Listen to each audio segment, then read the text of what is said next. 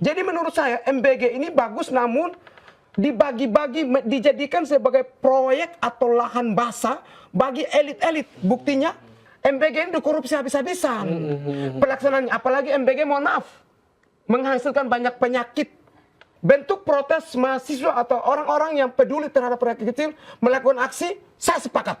Ambil orang jujur jadi kepala BGN. Indonesia ini tidak kekurangan orang jujur. Kenapa tidak ambil dia? Jadi Fritz Alor Boy yang udah beberapa kali ke ini. Tapi sebelum kita bahas lebih jauh nih Bang Fritz, mau nanya nih soal demo nih Bang. Itu demo sendiri kayak gimana Bang? Abang melihatnya demo beberapa hari ke belakang ini. baik Bang, saya kembali lagi berterima kasih kepada Occasion, termasuk ada Bang Fahmi yang telah mengundang hadir di tempat ini untuk memberikan pendapat soal hal-hal yang terjadi di negeri kita ini. Soal demo, saya ini juga mantan demo. Pada dasarnya, pada intinya, saya sangat mendukung demo. Apalagi demo itu untuk kepentingan ratusan juta atau seluruh masyarakat Indonesia. Jadi ketika ada mahasiswa yang melakukan demonstrasi, menuntut kebijakan-kebijakan dari pemerintah yang tidak bagus atau pengelolaan daripada sebuah lembaga, program kerja dari pemerintah pusat yang tidak bagus, dan mahasiswa melakukan demo, saya kira hal yang wajar. Saya setuju saja untuk demo, kalau demo untuk baik. Demo untuk kepentingan orang banyak, khususnya untuk rakyat kecil, saya sepakat. Namun terkait dengan demo, hanya yang saya sentil itu ada juga orang yang menunggangi, memanfaatkan untuk melakukan atau menyampaikan hal-hal yang tidak sesuai dengan substansi yang dibahas oleh mahasiswa. Seperti mahasiswa meminta untuk bagaimana pemerintah mengelola perekonomian kita agar lebih baik lagi. Termasuk bagaimana dengan nasib MBG ini. Nah soal MBG Abang, saya ini jujur aja, kebijakan ini kebijakan yang baik. Karena sejak kecil waktu di SD kelas 4, saya makan juga MBG.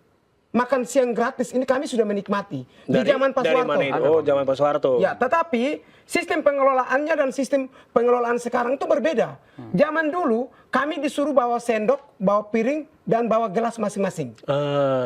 Yang kedua, sekolah yang menyediakan semuanya. Jadi pas jam istirahat sekitar jam 11 atau jam 12, kita disuruh buka kantong masing-masing atau plastik masing-masing yang ada piring, lalu kita antri. Nanti sekolah yang kasih misalkan ada teh, kita minum. Jadi saat itu tidak ada masalah yang terjadi. Nah jadi di zaman dulu tuh sangat terbantu. Kenapa? Bagi orang-orang yang ekonominya kurang bagus, yang datang mungkin tidak sempat makan di rumah buru-buru atau mungkin bangun terlambat, sekolahnya jam 8 pagi mulai atau setengah 8 mulai, datang kan tidak makan. Ngantuk di sekolah orang tidak fokus Bang. Apalagi tidak bawa uang 1.000, 2.000. Yang untuk di zaman sekarang sama lah. Yang sekolah, apalagi kami ini sekolah SD, SMA ini jalan berkilometer. Saya sendiri itu 3 kilometer untuk jalan kaki. Bisa sampai ke SD saya. Untuk SMP itu bisa sekitar 5 atau 6 kilometer. Kalau ada truk, kami naik truk. Nah, untuk di sekolah kami harus tahan puasa Bang. Nahan puasa, nahan makan, yang penting meskipun mengantuk, lapar. Sebenarnya MBG ini bagus. Namun yang menjadi masalah di zaman sekarang, pengelolaan ini yang tidak benar. Sistem tata kelolanya ini buruk banget. Program yang dikeluarkan oleh Pak Prabowo ini sudah benar banget. Membantu rakyat kecil yang ekonominya kasihan banget. Beda dengan orang-orang mampu yang mungkin setiap anak pergi ke sekolah dikasih 20.000 atau 30.000 tergantung ekonomi keluarga. Nah, kalau orang yang seperti anak ojek, anak petani, anak sopir angkot, ini kan pergi sekolah ada yang tidak kasih duit loh, uang makan. Saya sudah alami. Jadi ini membantu. Namun menurut saya MBG ini sebuah program yang habis terpakai. Kalau habis terpakai itu secara investasi tidak masuk. Ekonominya tidak ada. Tidak tercipta di situ. Jadi kalau misalkan ini habis terpakai, maka itu pengelolaan juga harus benar-benar baik. Jangan dijadikan sebagai ajang bisnis untuk kepentingan elit-elit di atas kekuasaan ini. Jadi menurut saya MBG ini bagus, namun dibagi-bagi, dijadikan sebagai proyek atau lahan basah bagi elit-elit. Buktinya kepala BGN dan orang-orang, beberapa orang dan nama-nama ada beredar tuh. Nama beredar itu diduga tersangka, 3 orang sudah tersangka. Ada satu lagi tuh yang baru tersangka. Nah ini elit-elit loh, yang punya nama, yang mungkin maaf ya, dari segi gaji cukup tinggi, kok masih makan uang negara gitu loh. Saya melihat tuh tidak salah 260-an sekian triliun. Dana pendidikan dipangkas hanya ke sini. Efisiensi anggaran dari setiap daerah ditarik ke MBG. Tetapi pengelolaannya buruknya ngapain? Contoh Bang, untuk tempat atau dapur saja Bang, mereka harus sewa. Bukan sewa, renovasi ini habiskan 5 atau 3 atau 2 atau 4 miliar tergantung lokasinya. Itu sudah potong besar, sudah sangat terpotong anggaran begitu besar. Kenapa tidak menggunakan sekolah saja? Jadi pengelolaan ini adalah orang-orang yang mengelola MBG ini memanfaatkan momen untuk menjadikan ini sebagai proyek besar. Proyek untuk mementingkan kepentingan mereka. Jadi bentuk protes mahasiswa atau orang-orang yang peduli terhadap rakyat kecil melakukan aksi, saya sepakat. Tuntut agar pengelolaan dikelola dengan baik. MBG ini dikelola dengan baik dan benar. Ambil orang jujur jadi kepala BGN atau MBG ini. Maaf, MBG. Ambil dong, emangnya di negara kita ini sudah tidak ada orang jujur. Jangan karena ambil menjadi kepala MBG dari strukturnya sampai ke karena like in dislike. Oh karena kemarin kamu dukung saya ya. Karena kamu ikut memenangkan, karena kamu orang dekat saya, ambil. Meskipun kualitasnya maaf, minim banget. Di bawah rata-rata. Indonesia ini tidak kekurangan orang jujur. Kenapa tidak ambil dia? Jadi saya menyoroti terkait dengan MBG ini masalah pengelolaan tidak benar. Buruk banget. Fatal dan ini merugikan negara. Ketika mereka sudah korupsi, anggap saja mereka sementara mendukung Indonesia ini miskin. Mereka sementara memiskinkan masyarakat dan memiskin negara kita. Kapan negara kita mau maju?